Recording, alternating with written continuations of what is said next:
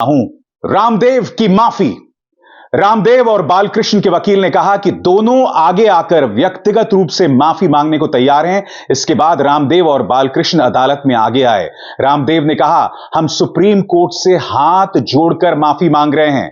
Supreme court ने बाबा रामदेव से कहा, आप चाहे जितने भी ऊंचे हों, कानून आपसे ऊपर है, कानून की महिमा आपसे ऊपर है। एक करारा तमाचा था दोस्तों सुप्रीम कोर्ट की तरफ से।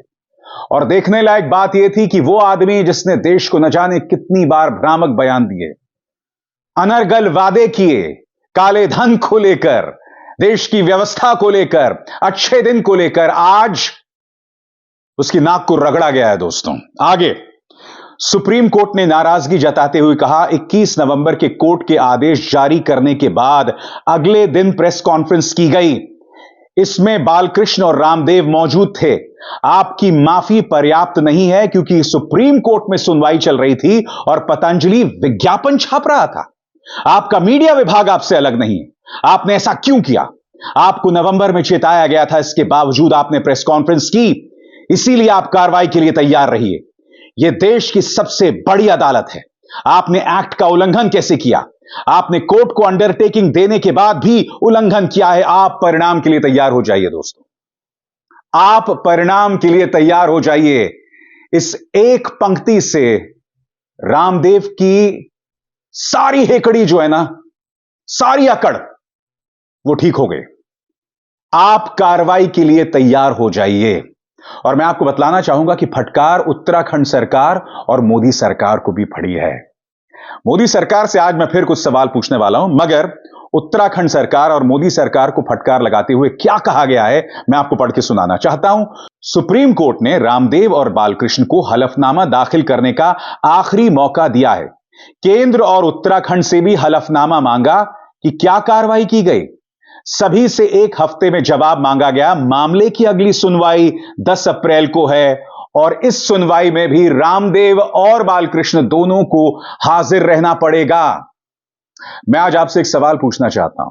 कहिए कहा जाए इस सवाल मोदी सरकार से। आपको याद है जब भारत कोरोना से जंग लड़ रहा था, जब ऑक्सीजन नहीं थे, जब ऑक्सीजन की कमी की वजह से लोगों को, हिंदुओं को जमीन में गाड़ना पड़ा था, अपने परिजनों को, जब एक एक अर्थी पर 3-3 लोगों को जलाया जा रहा था, तब यह व्यक्ति रामदेव हमारे डॉक्टर्स को गाली दे रहा था। मैं नहीं भूला हूं, प्रधानमंत्री नरेंद्र मोदी बार बार कहा करते थे कि कांग्रेस ने वैक्सीन के बारे में भ्रामक बयान दिए, जो कि सरासर गलत था। ऐसा कुछ नहीं था। वो सिर्फ यह कह रहे थे कि भाई जो भी वैक्सीन आ रही है उससे प्रॉपर परीक्षण हो, टेस्ट हो, उसके बाद उसे लागू किया जाए। मगर यह व्यक्ति रामदेव हमारे डॉक्टर्स को गाली दे रहा था। मोदी सरकार ने कभी कोई एक्शन नहीं किया। आपको याद होगा, इनका एक पालतू फिल्म मेकर है जिसका नाम है विवेक अग्निहोत्री। उसने एक वाहियात फिल्म बनाई थी, द वैक्सीन वॉर्स।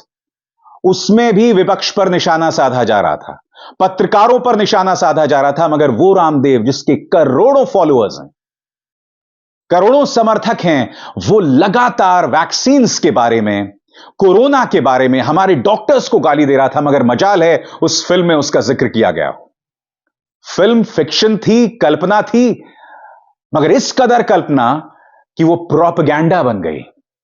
आज सुप्रीम कोर्ट के फैसले के बाद पत्रकारों ने, इक्का दुक्का पत्रकारों ने उनसे सवाल पूछे। सुनिए हालत क्या थी रामदेव जी की, सुनिए। बाबा रामदेव, आपने ये गलत दावा क्यों किया कोर्ट में कि आप कोरोनिल से इलाज करेंगे? आपने सुप्रीम कोर्ट में झूठ क्यों बोला बाबा रामदेव जी? रामदेव जी, सुप्रीम कोर्ट में झूठ क्यों बोला आपने? रामदेव जी, सुप्रीम कोर्ट में झूठ क्यों बोला आपने?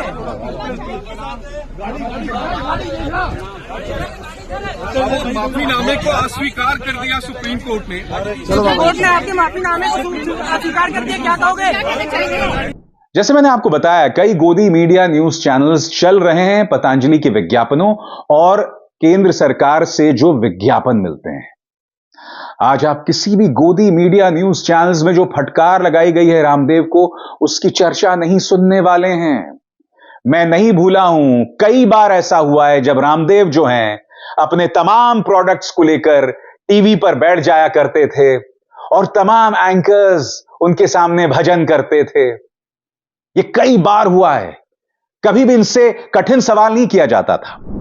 मैं आपको बतला सकता हूं कि किस तरह से पत्रकारों की मौजूदगी को लेकर संस्थाओं पर दबाव बनाए जाते थे कि जब तक ये पत्रकार हैं हमारे विज्ञापन नहीं आएंगे, जब ये पत्रकार जाएंगे तब विज्ञापन आएंगे।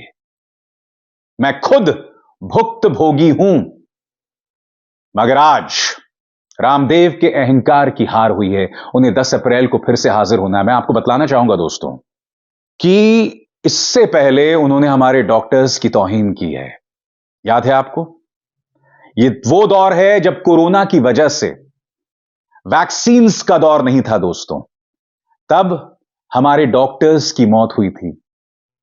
कई दर्जनों डॉक्टर्स कोरोना का इलाज करते हुए, लोगों की सेवा करते हुए मारे गए थे। मगर यह व्यक्ति इस तरह से उनका मजाक उड़ा रहा था। देखिए, डॉक्टर टर टर किस तरह से टर टर टर कर रहे हैं और आज अदालत में अच्छे से टर टर टर निकल गई।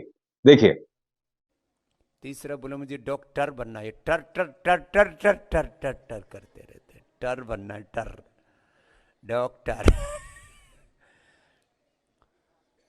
1000 डॉक्टर तो अभी कोरोना की डबल वैक्सीन लगाने के बाद मर गए। कल क्या समाचार है? कितने?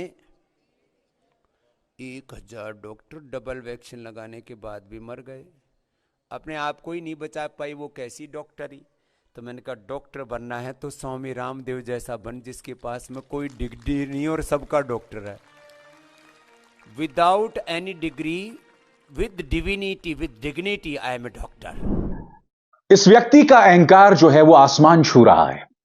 याद कीजिएगा, जब पत्रकारों ने इन्हें याद दिलाया कि रामदेव जी आप ही ने कहा था काला धन आएगा, आप ही ने कहा था अच्छे दिन आएंगे, तब इनका जवाब देखिएगा कि मेरी पूंछ फाड़ लेगा के अंदाजे बयां देखिए इनका। मुझे ताज्जुब होता है कि इस व्यक्ति की मैं एक जमाने में इज्जत किया करता था और जब ये महिलाओं के कपड़े पहनकर भागे थे तब मैंने इनका समर्थन किया था कि दिल्ली पुलिस को ऐसी कार्रवाई नहीं करनी चाहिए थी। देखिए इनका अहंकार किस तरह से जब पत्रकारों ने इनके पुराने वादे याद दिलाए तो इनके क्या तेवर थे। बाबा जी, आपने तो टीवी चैनल पर यह कहा था कि कौन सी सरकार आपको चाहिए?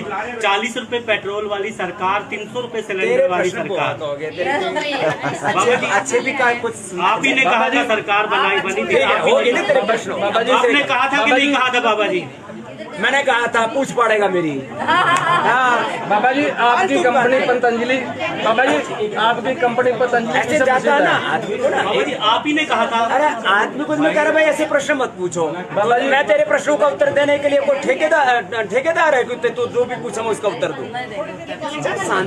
जब एक बात कह दी, थोड़ा सभ्य बनना भी सीखो। आप ये बताओ, एक मिनट, सभी टीवी चैनल पर आप ही की बाइट चली थी और लोगों ने विश्वास किया। मैंने दी थी और अब नहीं देता, कर लेगा करेगा। चुप हो जा, अब आगे से पूछेगा तो ठीक नहीं। स्वामी जी, बाबा जी बोल दिया ना स्वामी जी, बाबा जी। तो देखा आपने, पूंछ फाड़ लेगा के अहंकार देखिए। और अहंकार यहां तक सीमित नहीं था। मैं आपको बतलाना चाहूंगा दोस्तों, आज से कुछ महीनों पहले मैंने एक शो किया था रामदेव के ऊपर और वो मुद्दा क्या था मैं आपको बताता हूं।